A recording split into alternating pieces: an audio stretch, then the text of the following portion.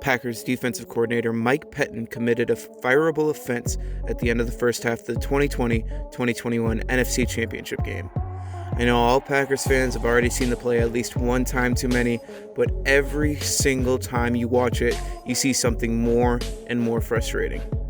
So let's set the stage. End of the first half, Bucs on the Packers 39, 7 seconds left, no timeouts. So if the Packers can tackle the Bucs in the field of play, the half is over.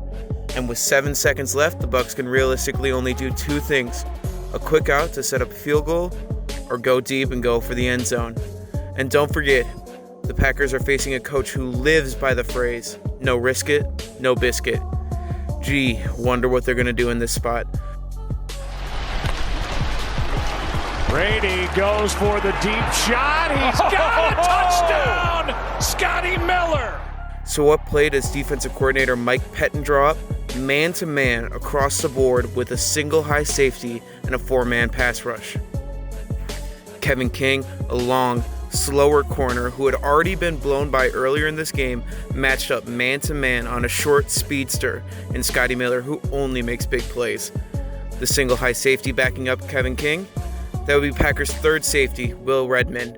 Where was Adrian Amos, PFF's number 2 safety in 2020? Well, he was playing the middle of the field, guarding the 10-yard line, a spot that if Tom Brady threw it there would be an absolute gift because the half would be over and the Bucs would score 0 points. Where was Packers' up-and-coming second-year safety, Darnell Savage, who made game-sealing interceptions for the Packers earlier in the year, playing that same deep safety role? Well, he was manned up on Gronk, who probably runs a sub-5.0 40 and basically plays tackle at this point, especially when the Bucs go to their deep passing game, which this was an obvious deep passing situation. So not only was Kevin King placed in a bad man-to-man matchup while his confidence was reeling, the single high safety was the Packers' third best guy in that role.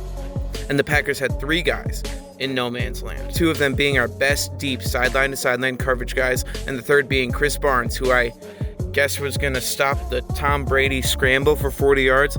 3 guys helping out Brady and the Buccaneers.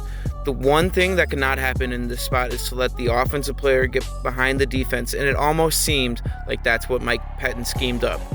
Not only do I think that this play call in this spot was a fireable offense, but I know it was, because NFL fans saw the same song and dance in Week 13 when the Las Vegas Raiders beat the New York Jets on a Hail Mary.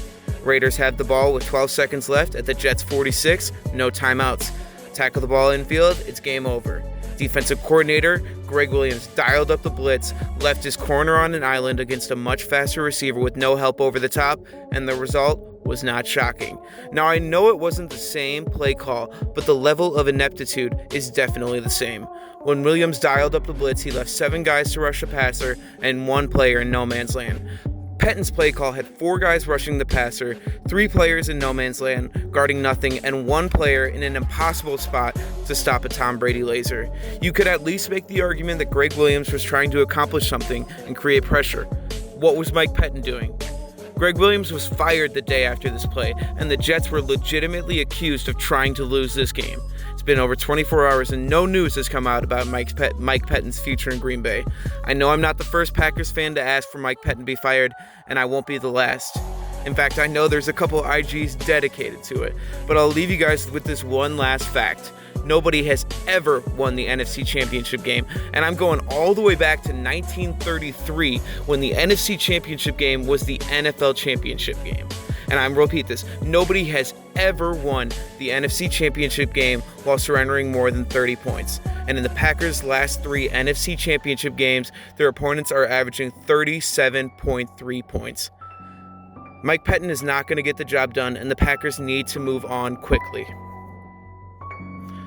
I made another video about LaFleur's decision to kick the field goal on 4th and goal, and I feel like you guys might want to check that out because my opinion's not the same as everybody else. But either way, thanks for checking out the video. Let me know if you guys agree with me in the comments down below.